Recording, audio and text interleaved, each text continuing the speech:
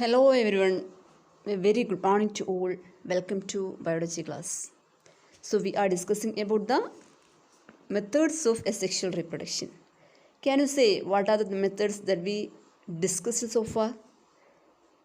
Okay, what are they? Fission, two types of fission, binary fission and multiple fission. Then budding in yeast and also budding in hydra. And the third one, that is spore formation among fungus. Today we can discuss the remaining part of or the remaining methods of asexual reproduction. Another method of asexual reproduction, and that is the regeneration or fragmentation. In animals it is termed as regeneration. In some of the cases it is usually from a fragment, from a small piece. Then we can call it is the fragmentation. Both are same. So regeneration is a method of production of new individuals by the help of some regenerative cells. This regenerative cells that is present in some of the multicellular organisms like hydra, planaria, etc. There is no tissue level of organization, only the cellular level of organization.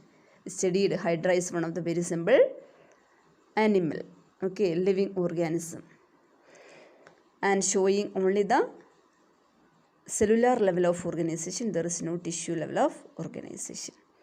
So in case of regeneration planaria, when we are cutting the body of planaria into small pieces, each cut piece has a capacity to grow into a new one. This is what is called regeneration. In other words, we can say the ability of an organism to regenerate is lost part of the body.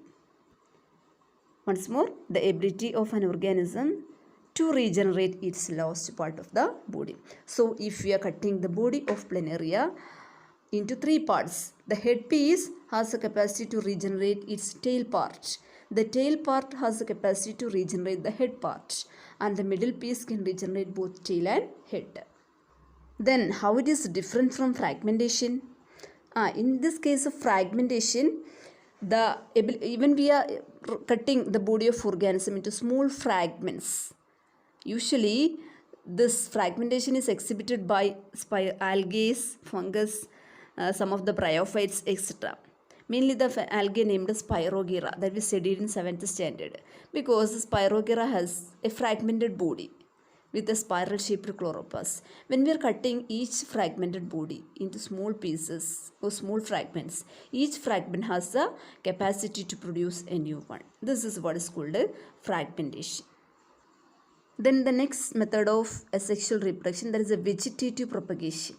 We already studied that in the lower classes. We go that plant has two parts. One is a reproductive part and the other one is a vegetative part.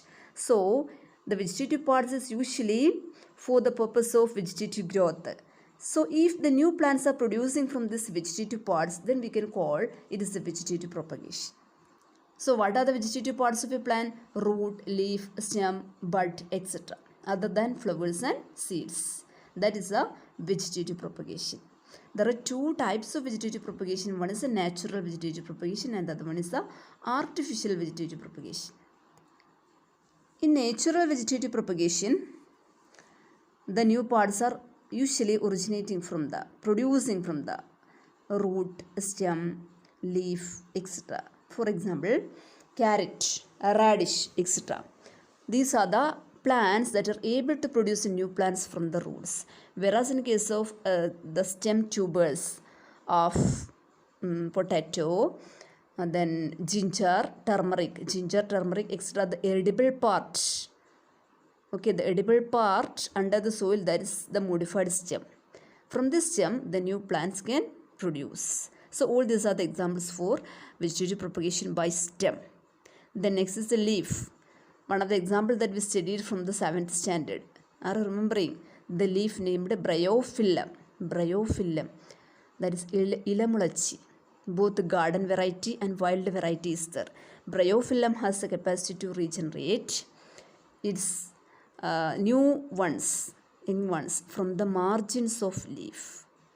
Okay, and most of the plants such as rose, jasmine, etc., they are able to produce the new ones from the buds.